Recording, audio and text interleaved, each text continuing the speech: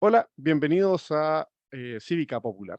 Este es el podcast de legislación y política, ¿cierto? En el que conversamos sobre actualidad.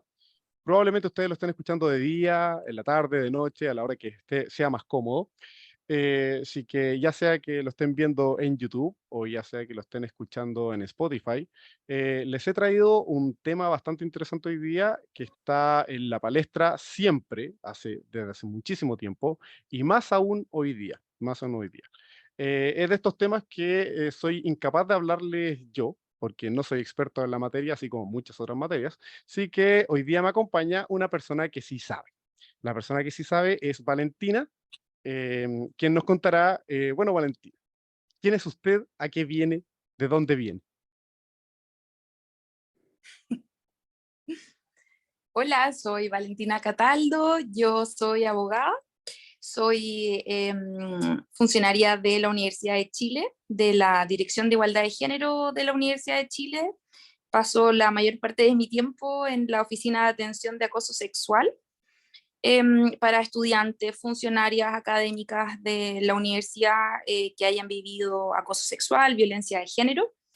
Me he dedicado a la violencia de género desde que salí de la universidad. Estuve trabajando en un centro de la mujer en Providencia, ahí empecé haciendo mi práctica.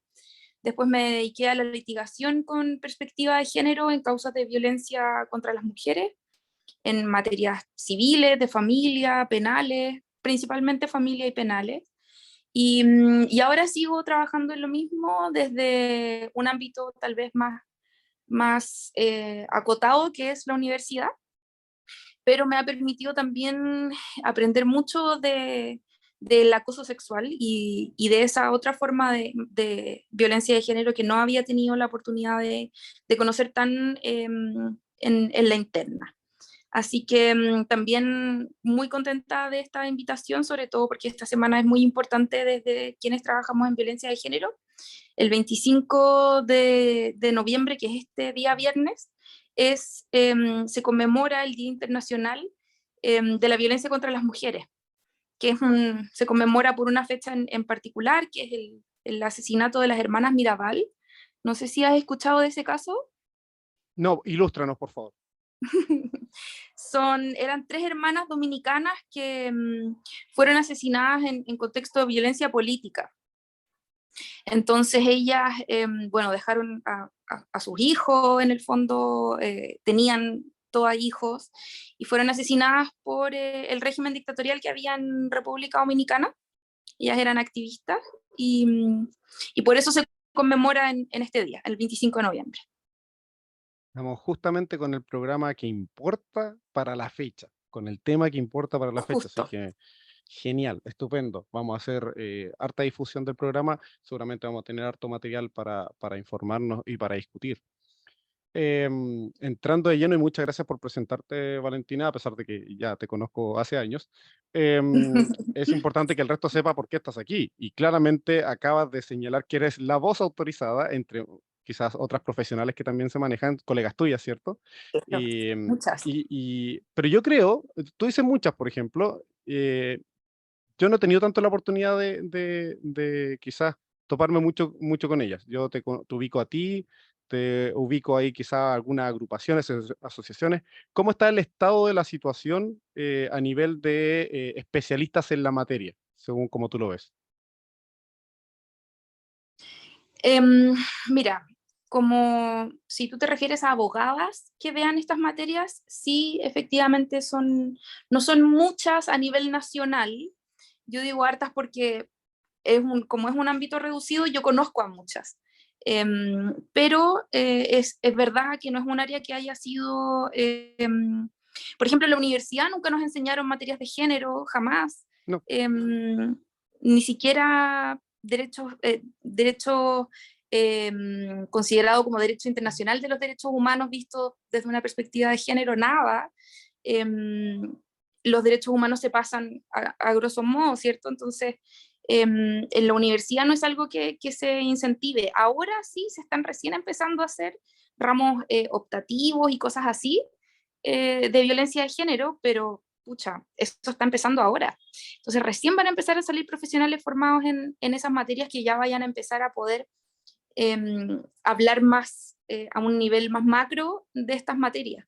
Y eso también es un tremendo problema porque eso nos genera que cuando tú vas a un tribunal a hablar de violencia de género, prácticamente vas a tener que enseñarle a quien te está escuchando de estas dinámicas.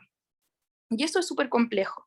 Pero han habido tremendos esfuerzos de la Secretaría Técnica de Igualdad de Género y No Discriminación de la Corte Suprema, de las comisiones de mujeres del Poder Legislativo, desde también la Administración del Estado por intentar aterrizar y transversalizar las materias de género y no tener centralizado un Ministerio de la Mujer que sea de quien dependa todo, sino que en cada ámbito del poder, en cada ámbito donde las mujeres estamos, porque francamente estamos en todos los ámbitos, exista enfoque de género, exista formación en estas áreas.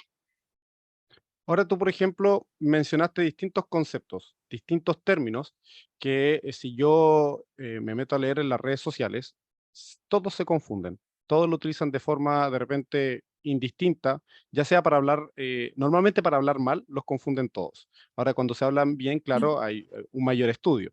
Entonces, partamos por quizá el concepto más básico y que nos da el tema del día. Yo creo que es el concepto más básico. Tú me dirás si es que hay otro más básico que ese. Para mí es el de perspectiva de género. ¿Tú qué dirías al respecto? ¿Ese es el elemento básico o hay otro elemento básico antes de hablar de perspectiva de género? O sea, podríamos hasta diseccionarlo, hasta hablar de qué es el género, ¿cierto? Porque no sé qué tan conocido es, pero siempre se describe o se define como una construcción social y se hace la comparación con el sexo, ¿cierto? Se dice que el sexo es biológico y el género es más bien cultural. Son las características que la sociedad les ha dado a hombres y mujeres, que las ha atribuido a veces injustamente a un género y a otro. Entonces, la perspectiva de género apunta a ser conscientes de que existe esta distinción en base a estas características que se nos ha dado por la sociedad y a aplicarlo en el día a día. Entonces, la perspectiva de género tiene una especial relevancia cuando no está, porque se invisibiliza las dificultades especiales que tienen las mujeres, que atraviesan las mujeres, las cargas adicionales que sufren las mujeres, vivencias distintas que se vuelve súper importante destacar que sí existen, para que efectivamente pueda ser una sociedad más justa. A ver si comprendí. Tú sabes que me gusta aterrizar los términos para ver si todos Uh -huh, comprendimos y lo hicimos bien. Tú diferenciaste sexo, que vendría siendo la idea, el elemento biológico, por decirlo, el factor biológico, y género claro. como la construcción social que hacemos como sociedad a partir de un sexo Uh -huh, biológico.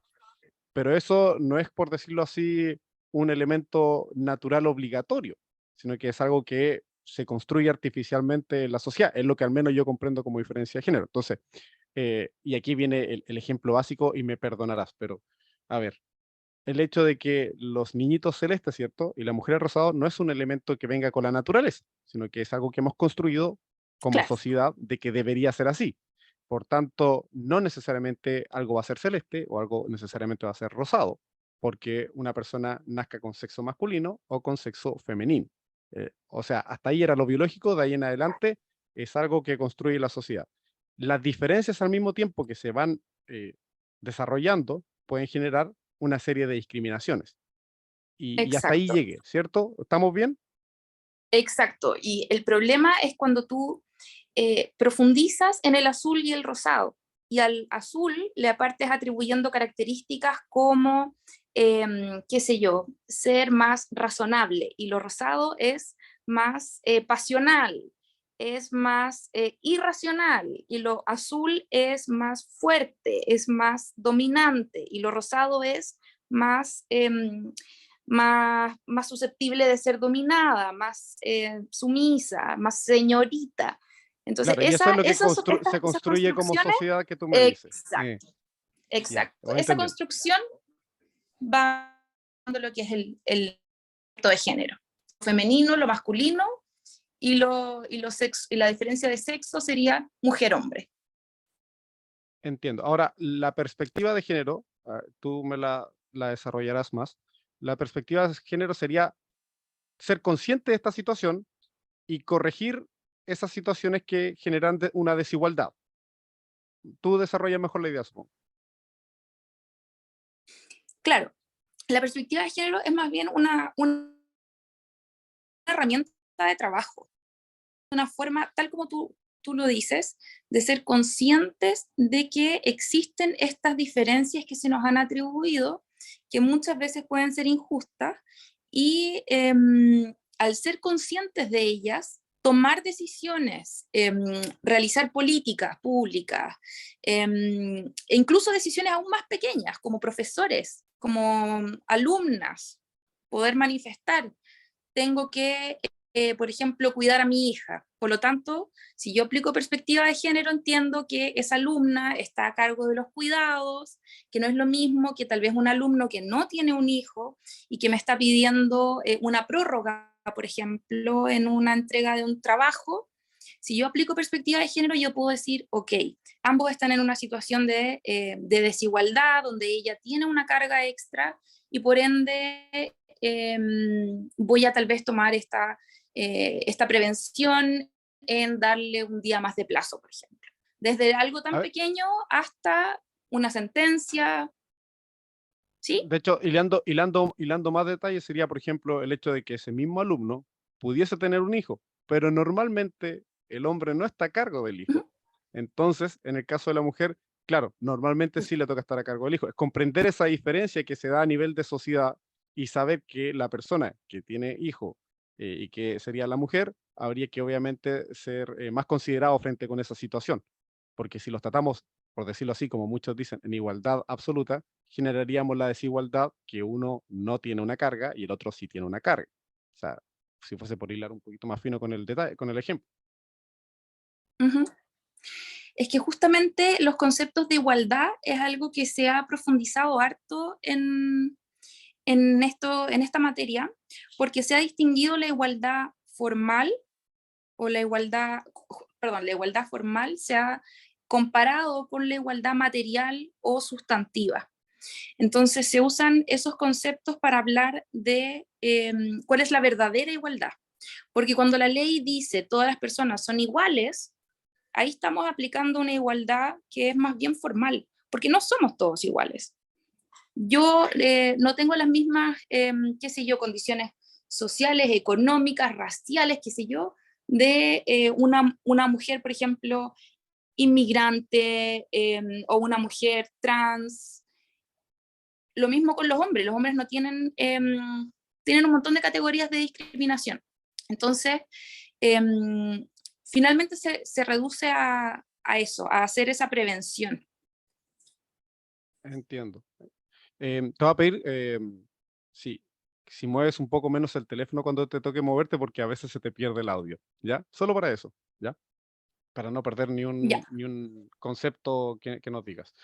Ya, a ver, entonces ya entendemos lo que es género, cómo diferenciarlo de sexo, entendemos la perspectiva de género, y ahora viene un concepto que para los más leguleyos puede ser bastante interesante, que es esto que se dice de resolver juicios con enfoque o perspectiva de género o la administración de justicia con enfoque o perspectiva de género. Así que Ujú, ese es otro elemento que yo estaba esperando con ansias a ver si nos podías aclarar. ujú.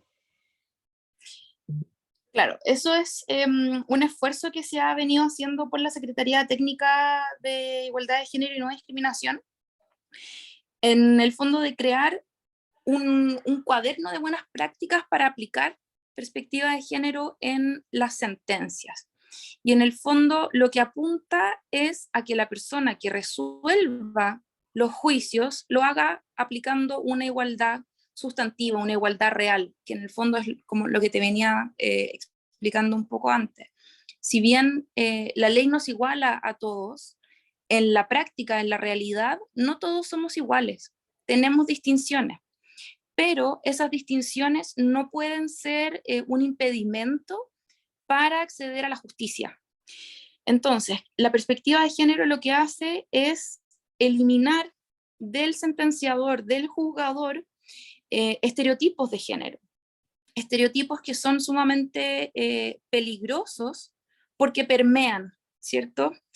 Los estereotipos se permean en quien juzga y al final pasan como se creen que son máximas de la experiencia, que para aterrizarlo un poco más, las máximas de la experiencia en el fondo son algo que se toma en cuenta por quien decide un juicio y lo toma como un conocimiento propio. Por ejemplo, si yo, no sé, hiervo agua y me echo agua en la mano, me voy a quemar. ¿Cierto? Eso es una máxima de la experiencia porque tal vez me pasó y eso pasa porque a mí me pasó. Perfecto. Eso es una máxima de la experiencia. El problema es cuando se confunden estas máximas de la experiencia con sesgos y estereotipos. Entonces, la perspectiva de género lo que hace es depurar de la decisión final cualquier tipo de sesgo que pueda existir en quien está tomando esta decisión. Y eso es lo que en definitiva permite acceder a las mujeres a una igualdad sustantiva, una igualdad formal. Y en el fondo es tal como decíamos al principio, ser consciente, fijarse en estas exigencias que a veces se les presentan a las mujeres, en este condicionamiento, en esta mayor carga y al final aplicar justicia de manera sustantiva y no en el papel, ¿cierto? Porque yo no puedo decir, pero hombres y mujeres son iguales, por lo tanto, esto se paga 50 y 50, por ejemplo. Cuando en realidad, si miramos el caso en concreto, resulta que el hombre tiene un ingreso, qué sé yo, imaginémonos un caso concreto donde el hombre gana 3 millones de pesos al mes y la mujer gana 600.000 pesos al mes, y se resuelve el asunto con que cada uno paga 50-50 y eso es justo. Que eso es algo que es muy típico de escuchar, no, porque lo justo es miti-miti. Pero resulta que si miramos la profundidad del asunto, es que eso no es justo para ambos, porque resulta que esa cantidad de dinero retira finalmente el 80%, imaginémonos, del sueldo de una mujer, pero resulta que es el 10% de la remuneración del hombre. Entonces, eso es igualdad formal. Mientras que si lo dividimos proporcionalmente, estamos hablando de una justicia sustantiva. Y lo decía porque me acordé justamente de un caso donde padre y madre tenían ingresos muy distintos y una jueza los obligó a pagar en 50 y 50 el tratamiento del hijo. Entonces, por eso, por lo mismo me acordé a raíz de ese caso donde yo decía, es que eso no es justo, porque la No me, teoría de mi contraparte era, lo justo es que lo paguen a medias. Y yo decía, eso no puede ser justo. no me hubiese imaginado ese ejemplo. La verdad que yo había visto casos de fallar con perspectiva de género, que claro, eran más cercanos a temas de violencia o temas penales podría ser, Uh -huh, pero uh tú -huh, me acabas de señalar un ejemplo que la verdad no lo había pensado. Y esto es lo interesante y me va a servir como ejemplo para lo que voy a decir. Si no me lo planteas tú en este momento, yo no me hubiese dado uh cuenta. -huh. Y no me hubiese percatado porque no tengo interiorizado lo que tú acabas de señalar. Quizás Ujú, ya a esta altura puedo estar un poquito más interiorizado en las materias más vistosas o polémicas que aparecen en la televisión, claro, justamente el derecho penal. Pero tú fuiste a un ujú, tema de detalle que claro, no me hubiese percatado. Ahora, yo me pregunto lo siguiente, ya, yo no me percaté de esa causa que quizás no es tan vistosa como las otras. Y aquí ujú, voy a ser bastante crítico con aquellos que no se dan cuenta ni siquiera en las causas penales o más polémicas, ¿cierto? Porque yo ujú, suelo ser crítico, muy crítico, y hay que decirlo, con las personas mayores que están en cargos de autoridad o de poder. Porque ahí se da una situación en que ellos no son conscientes sobre no solo el caso que tú estás señalando ahora, sino en casos que ya hace rato deberíamos ser capaces de entender que pueden tener ciertas ujú, características que pueden ser algunos perjuicios, o sea, prejuicios, perdón, ¿ya? ujú, Que son los más penales, por ejemplo, cuando se dan situaciones de violencia o abuso. Pero tú diste ahí en el clavo con un caso y yo creo que con eso como que más de alguna de las personas que va a ver este podcast o lo va a escuchar, va a decir, no lo hubiese imaginado. Acabas de aplicar y de despertar ahí un pequeño elemento que no existía. Eh, yo lo entendí muy claro. Ahora, me gustaría así ver, por ejemplo, algún ejemplo, si tienes por ahí, con algún caso polémico y muy vistoso, para que quede más claro todavía lo que sería fallar con perspectiva de género. Un caso vistoso, penal o de familia. Cualquiera de los dos que tú creas que sea más fácil de digerir para el público que diga, ah, sí, me acuerdo de ese caso, o recuerdo algún caso similar, y ahora puedo comprender por qué se Mira, falló de determinada sí, forma. se me ocurren dos, uno en cada uno en penal y uno en familia. En penal hubo un caso de violación en el sur, no recuerdo bien en qué ciudad era. Y esta persona, la mujer, estaba en el baño en estado de ebriedad, en un estado de inconsciencia por ebriedad, y ella, por la razón que sea, estaba con sus pantalones y su ropa interior abajo y estaba en el baño. Y la persona que la viola ingresa al baño y bueno, evidentemente la viola. El punto es que en el tribunal se dio la discusión cuando se estaba interrogando al imputado, en que él hablaba de que ella había consentido. Entonces, la forma de evidenciar la perspectiva de género ahí fue que se le consultó por qué él pensaba que ella había consentido. Y él dice, porque bueno, yo entré y estaba con los pantalones abajo, con su ropa interior abajo, evidentemente ella estaba consintiendo, estaba prácticamente esperándome, esto no fue una violación, esa era su línea. Y finalmente el tribunal, aplicando perspectiva de género, dice que hace pensar que una persona que se encuentra con los pantalones abajo y con los calzones abajo estaba dando su consentimiento a tener relaciones sexuales. Entonces ahí lo que hace el tribunal es considerar las circunstancias totales y completas del caso, donde se reconocía que la víctima había ingerido una cantidad importante de alcohol, que ella estaba en el baño en una circunstancia privada, digamos, y que no es más que una mentalidad muy misógina, ¿cierto? Muy machista, pensar que porque una mujer está con la ropa interior abajo, ella está consintiendo a darte su aprobación para tener relaciones sexuales.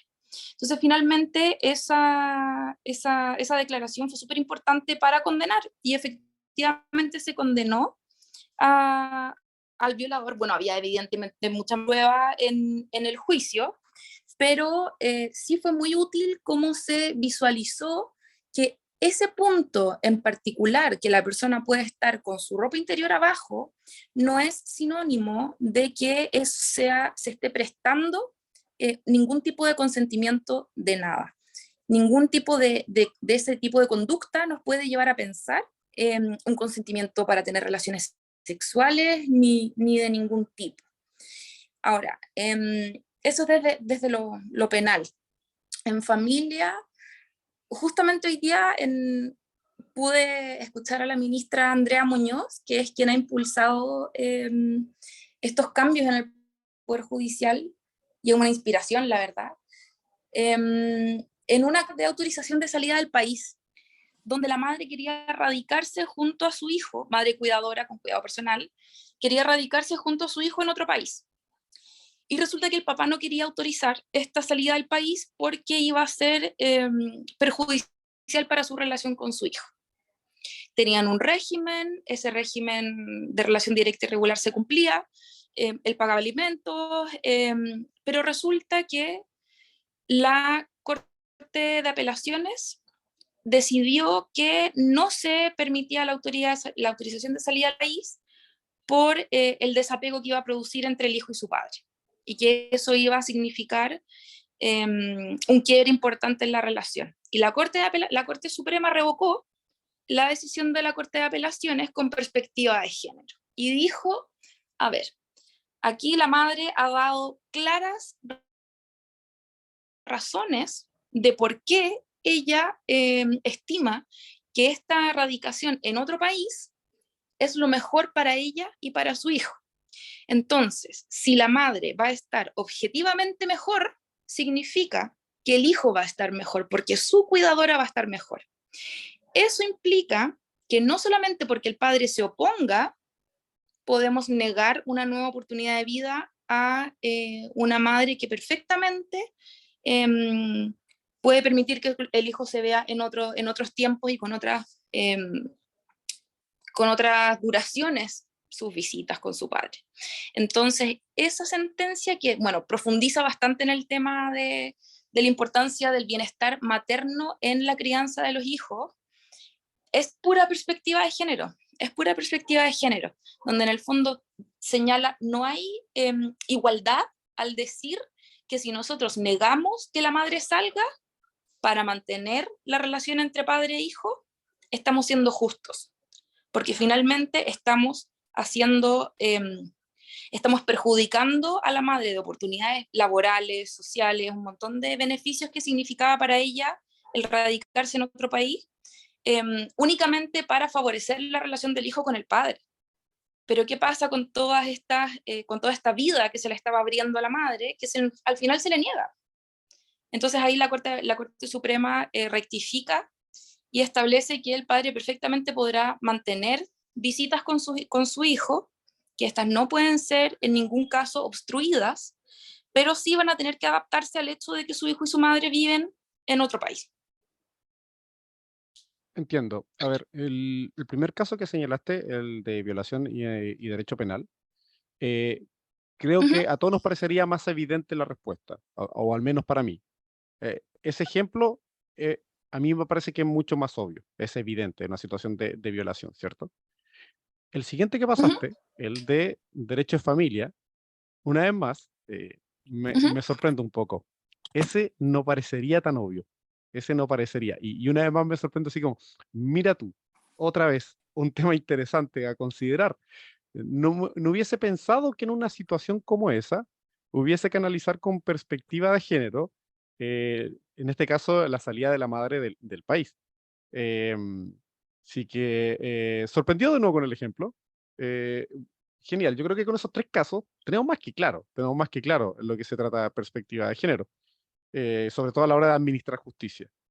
Así que desde ya agradezco esos tres ejemplos, yo creo que con eso estamos pero perfecto y por ahora, porque creo que eso abre la puerta a una serie de otros casos como para empezar a darle vuelta y ahora Ujú. cada vez que se presenta un asunto uno va a decir, bueno, eh, quizá haya que tener perspectiva de género en este asunto también, lo que me abre a otro tema. Perspectiva de género, pero ya no solo en la administración de justicia. Perspectiva de género, por ejemplo, lo he visto en materias como de instituciones públicas o en empresas, materia laboral, por ejemplo. O perspectiva de género, quizás en otra área que en este momento no soy capaz de visualizar. ¿Qué me dices tú de esa aplicación de la perspectiva o enfoque de género en otras materias? Es que, como te digo, las mujeres estamos en todos los ámbitos de la vida. Estamos en las empresas, estamos en los trabajos, estamos en las universidades, en donde se hacen las políticas públicas, y su participación hace necesario que los conflictos que surjan y que involucren a mujeres sean resueltos con perspectiva de género, por ejemplo, en las materias de acoso sexual en el trabajo. Las investigaciones que se realicen en ese contexto, las medidas que se tomen para protegerlas, los costos que tienen denunciar por sí solos, ya nos hacen derribar la idea de que las denuncias son para obtener algún provecho. Y eso es perspectiva de género, por ejemplo, en el trabajo. Erradicar Em, o ¿Mm? derrumbar la idea, por ejemplo, de que las mujeres denuncian para conseguir algún beneficio, cuando sabemos que en realidad la evidencia muestra que los costos de las denuncias son súper altos. Entonces, lo mismo en la toma de decisiones de políticas públicas. No podemos tomar decisiones macro sin pensar que el 50% de la población las va a percibir, las va a recibir y les va a impactar de una manera distinta. De hecho, tomo ese punto que acabas de hacer. Decisiones de políticas públicas que afectan más, en este caso, a las mujeres. Pasa lo siguiente, que yo siempre tengo un conflicto, desde mi punto de vista, con los beneficios de maternidad, por ejemplo, ya que estamos hablando de materia laboral y políticas públicas, los beneficios de maternidad. Porque históricamente se han visto que los beneficios de maternidad terminan afectando más a las mujeres porque se cargan todos los beneficios de maternidad solo a las mujeres, lo que genera un efecto contrario que vendría siendo a ser incontratables. ¿Por qué? Porque cuando tú contratas a una mujer, viene con una mochila de beneficios que no traen el resto de los hombres. Entonces se generan un problema porque hay parlamentarios, por ejemplo, congresistas, que quieren dar más beneficios a la maternidad, pero sin considerar los otros efectos de no trasladar ese mismo beneficio, por ejemplo, a los padres, que al mismo tiempo los hace responsables del mismo asunto, ¿cierto? ¿Qué me puedes explicar respecto a estos beneficios de maternidad en materia laboral? Mira, ahí hay posiciones contrapuestas, no es un terreno muy pacífico, porque en el fondo algunas piensan que hay que reforzar esos beneficios y protecciones y resguardos a la maternidad, y otras consideran que es necesario hacerlos aplicables obligatoriamente a los hombres. Y eso, de acuerdo a algunas, traería mayores beneficios justamente por esto que tú dices, que haría que las mujeres ya no sean tan caras de contratar, que no signifique un perjuicio a las empresas, mientras que las otras señalan que la maternidad necesariamente tiene que ser aún más resguardada, tiene que extenderse los postnatales, porque eso en el fondo significa un beneficio a la infancia. Entonces ahí no hay una postura muy pacífica como en muchas otras dentro de las materias del género. Em, pero sí, personalmente creo que es muy importante dejar de considerar, al menos en un inicio, estos derechos a los hombres como optativos, porque hasta el momento los derechos que tenemos para los hombres están dentro de sus facultades, tomarlos o no. Em, y eso a mí me parece problemático, creo que no es necesario hacer elegir a la madre de si pasa sus semanas o no pasa su semana, de que el hombre pueda elegir si se toma los días de postnatal o no se los toma, eso me parece lógico tener que decirlo. Imagínate a una mujer puérpera, además sola, en el mejor de ¿Qué los casos, término usaste, qué término usaste ahí? No lo comprendí. Una puérpera. mujer, ¿eh? ¿Cómo sería eso? No, es Ah, que se cortó el audio. perdón, una mujer puérpera. Claro, ¿qué significaría eso? El puerperio es la etapa posterior al parto. Ya, disculpa la ignorancia, pero si no lo entiendo yo, me gusta aclararlo para que quede lo más clarito posible. Sí, Ya, no, claro que sí. mira tú, no sabía. El Ya. puerperio. Em,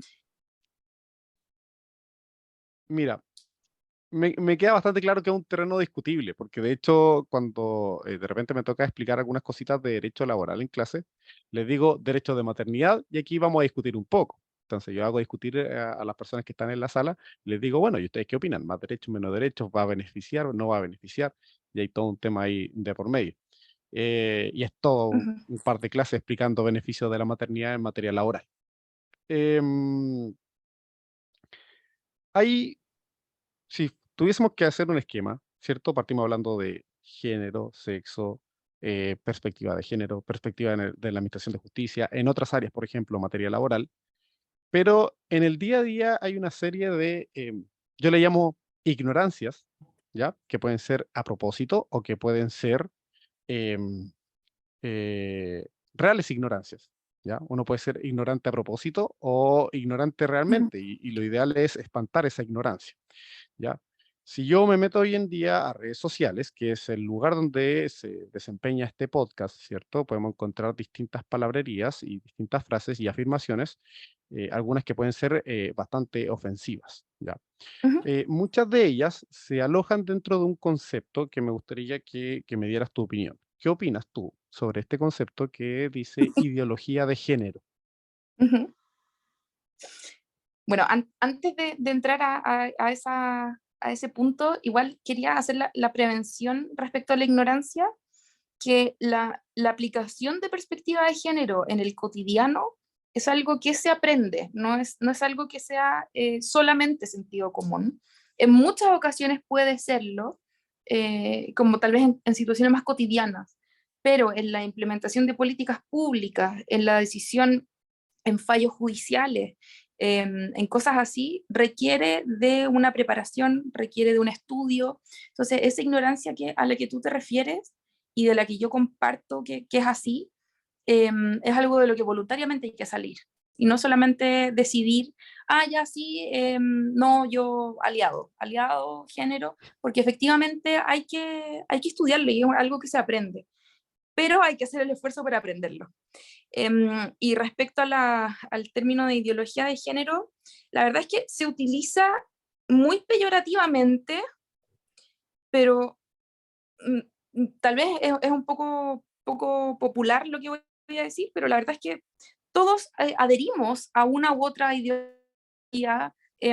Me parecería muy extraño alguien que no tuviera ninguna ideología de absolutamente nada, ni todos creemos en algo y ese algo a veces se traduce en una ideología. Entonces, me parece que como insulto, que es como normalmente se utiliza, para mí la verdad es que no cumple mucho su finalidad, pero sí se usa de una forma muy despectiva para decir como que le están lavando el cerebro a las personas, a los niños, a las autoridades con los temas del feminismo. ¿Por qué? Porque el feminismo normalmente se asocia a sectores tal vez más liberales no tan conservadores, digamos, y sabemos que eso es contrario a una tal vez agenda que es más conservadora. Entonces ese término de ideología de género que se utiliza de forma ofensiva, entre comillas, o que se busca ofender con ese término, la verdad es que para mí no lo encuentro tan ofensivo. Si bien tiene esa finalidad de tratar de decir que es para adoctrinar, y no estoy diciendo con esto que seamos una ideología, pero todos tenemos una ideología, la derecha tiene su ideología, la izquierda tiene su ideología, el feminismo sigue ciertas ideas que lógicamente responden a una base teórica, una base política. Entonces sería muy miope decir que no hay una lógica política en todo esto. Si, ¿qué más político que decir aquí hay una posición de dominación del hombre frente a la mujer, hay una situación no sé, pues de subyugación histórica, de desigualdad histórica? Eso es súper político y es muy ingenuo pensar que no es así, como el solo decir, no, hombres y mujeres iguales. Claro, eso es una cosa, y también es político decir que no lo somos. Entonces, cuando se habla como de ideología de género, esa es personalmente mi opinión. Es un poco, se utiliza así como insulto, pero la verdad es que me parece más bien ingenuo. De hecho, hay un sector político que suele decir que no llevan ideologías, que no tienen ideologías, pero obviamente detrás de eso hay una ideología. Normalmente Exacto. dice, no, es que yo prefiero estas cosas que son más técnicas, pero que detrás de ello no hay una ideología. Y ahí uno lo queda mirando y dice, es que la verdad es que sí hay una ideología. De hecho, hay una Ujú, que se trata justamente de las ideas que tú planteas, que tiene quizás 250 años, pero quizás como no te has interiorizado, no lo sabes. Entonces, sí. ese grupo que muchas veces intenta ser, es que las ideologías son malas y son del otro bando, no son de mi bando, al mismo tiempo utiliza esa misma terminología para decir, esa es otra más de las ideologías malas, de aquellas de la otra vereda, Ujú, y que no van conmigo porque yo soy más técnico y no ideólogo, como ellos se dicen. Pero obviamente caen en ese error. ¿Sí? Finalmente, una postura política, tal como tú dices, conlleva a adherirse de una u otra forma a una ideología. Ya, pero hay personas que les ujú, gusta alejarse de ese concepto porque por alguna razón como los ocupan de forma peyorativa. Yo no sé en qué momento pasó las ideologías a ser algo peyorativo para cierto claro. bando. La verdad es que tampoco lo comprendo. No sé en qué momento pasó eso, pero bueno. Bueno, ese mismo bando que dice que las ideologías son algo malo y que no va con ellos, nos indican de que Ujú, una de las herramientas de la ideología de género hoy en día y que está en agenda vendría siendo la educación sexual integral, ¿ya? Eh, ujú, la educación sexual integral sería para adoctrinar a los más jóvenes desde muy chiquito a ujú. adoptar cierta terminología, conceptos y una realidad que no sería natural, o al menos la que religiosamente creemos como natural. Primero, si nos puedes explicar Exacto. en qué consistiría la educación sexual integral y por qué no es eso que las personas no ideologizadas dicen que es. Sí.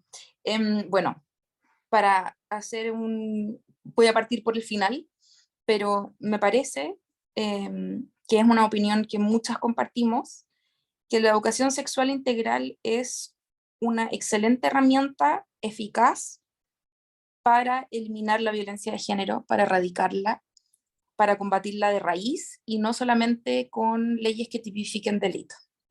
La educación sexual integral lo que busca es eliminar desde la primera infancia cualquier concepción cultural de lo que cada género debe ser, puede ser actual y a futuro.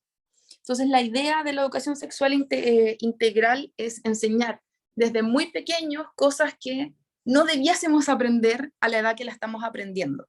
Por ejemplo, consentimiento.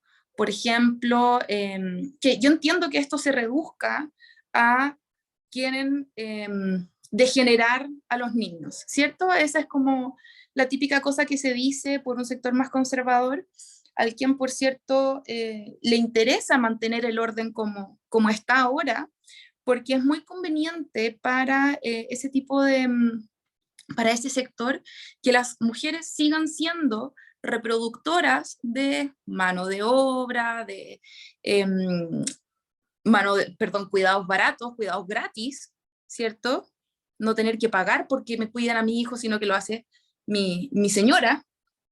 Entonces, como a ese sector le conviene mucho que la situación se mantenga como está, evidentemente van a tirar estas bombitas de que quieren sexualizar a los niños, de generarlo, cuando en realidad eso es justamente lo contrario a lo que se pretende. Y es más bien educar en igualdad de derechos, en igualdad de condiciones, en erradicar de la educación también los estereotipos, de dejar de fomentar a los niños a las carreras científicas, biológicas, etcétera, y a las niñas las carreras humanistas, carreras de cuidados como las enfermerías, como las parvularias, las profesoras, y a los hombres las cosas más bien STEM, matemáticas, tecnología, ¿cierto? Al punto de que hay estudios que demuestran que de colegios mixtos, el mayor porcentaje de hombres ingresa a carreras STEM y las niñas a carreras más bien del área que te comento, mientras que los colegios de mujeres entran un misceláneo de porcentajes, un porcentaje mucho más distribuido equitativamente a todo tipo de carreras.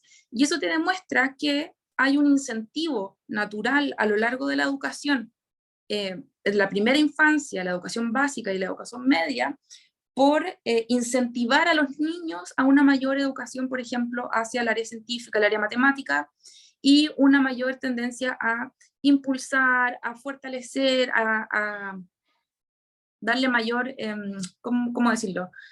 Incentivar a las niñas a seguir otro tipo de aptitudes. Entonces, cuando una niña te dice, es que no entiendo este problema matemático, no, no te preocupes. Cuando el niño no entiende el problema matemático, no, tú sí puedes. Entonces, eso se traduce en las cifras que te comento, que de los colegios solo de niñas, efectivamente llegan en un porcentaje mucho más alto a carreras tradicionalmente masculinas. Eso es educación sexual integral, una educación no sexista, una educación que te enseñe que desde chico tú puedes decidir que no te toque en tu cuerpo porque no es objeto de ser tocado, que tú puedes no saludar de besos a alguien que no quiere saludar de besos porque tu consentimiento importa, que tus compañeras son tus iguales y no son las que se van a clases de tejido cuando tú te vas a clases de computación. Entonces, el criar a los niños y a las niñas en condiciones de igualdad reduce mucho las probabilidades de que en el futuro los hombres ejerzan violencia contra alguien que consideran su igual. Lamentablemente el ejercicio de violencia es así. Normalmente no se ejerce contra quien tú consideras tu igual, sino contra quien tú consideras inferior. Entonces, cuando tú crías niños y niñas en condiciones realmente equitativas y realmente como iguales, se reduce importantemente la probabilidad de ejercer violencia contra las mujeres en el futuro. Y aún así, con todos estos beneficios y todas estas cosas positivas que se pueden obtener de la educación sexual integral, tiene muchísima resistencia, muchísima resistencia. Entonces, justamente por lo que te digo, porque hay un interés en mantener la situación como está, en mantener a las mujeres en sus casas, en mantener a las mujeres en los cuidados. Em, de hecho, si yo mirara las críticas que existen en Internet, todas van por una vía paralela que no tienen nada que ver con lo que tú acabas de explicar.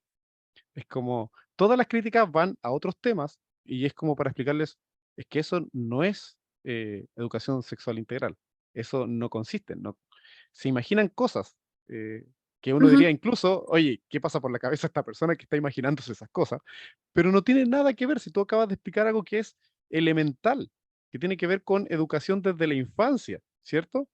Es algo que si se lo plantea, yo creo, hasta mismas personas dirían, sí, yo también estoy de acuerdo. Y después les dices, eso Ujú. es educación sexual integral y se sorprenderían, dirían, oh, yo entendía que era otra cosa, ¿cierto? Se sorprenderían Y porque además les porque venden una introducen, idea. ¿Mm? Dime. no, te iba a decir que el tema de la amplitud de la educación en igualdad no solamente abarca a las mujeres, sino que también abarca a las diversidades sexogenéricas. Entonces, el problema es que te van a mostrar, comillas, estoy parafraseando, te van a mostrar a un niño trans o te van a mostrar a una niña lesbiana como una niña normal, como si, no sé, fuera, no Entiendo. sé, un gremlin. Entiendo. Es que se van, toman ese punto solamente, que es el tema de la diversidad de Uh -huh, género, ¿cierto? Toman ese uh punto -huh, y lo sobreexplotan e incluso lo uh caricaturizan -huh. para atacar algo que es mucho más grande y mucho más transversal con la cantidad de temas que implica la educación sexual integral y que parte, yo creo que es esencial, con la idea de educación.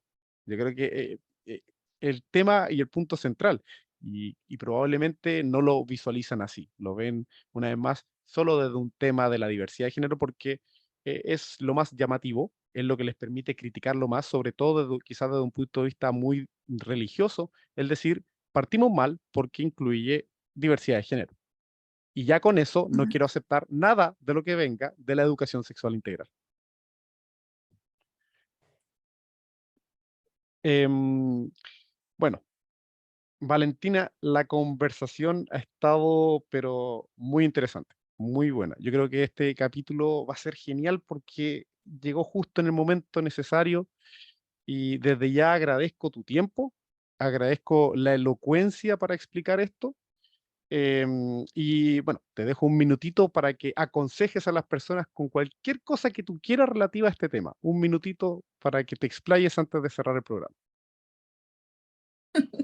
A ver, aconsejar, bueno, hacia un consejo hacia las mujeres es siempre organizarse, siempre estar alertas de la compañera, ver cómo podemos echar una manito de repente a alguien que lo puede necesitar y que puede estar dando algunas señales tal vez medias débiles de necesitar ayuda, y en ese sentido hay hartas redes donde derivar, hay mucha organización feminista que siempre está dispuesta a prestar ahí una manito a la compañera que lo necesite.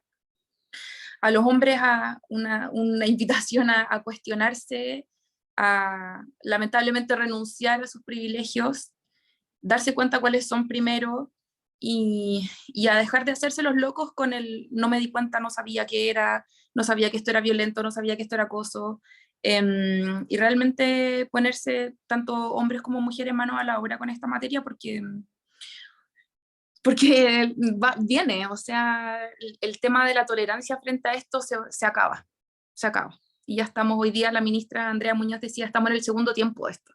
Ya no estamos empezando, ya no estamos tratando de generar conciencia, sino que ya estamos literalmente en el segundo tiempo hablando como de la referencia futbolística por el Mundial, de que ya no es el momento de hacerse de cogerse de hombro y decir, chuta, no sabía, porque ya la información está en muchas partes y eso, y en el fondo nos afecta a todos como sociedad, no solamente a las mujeres.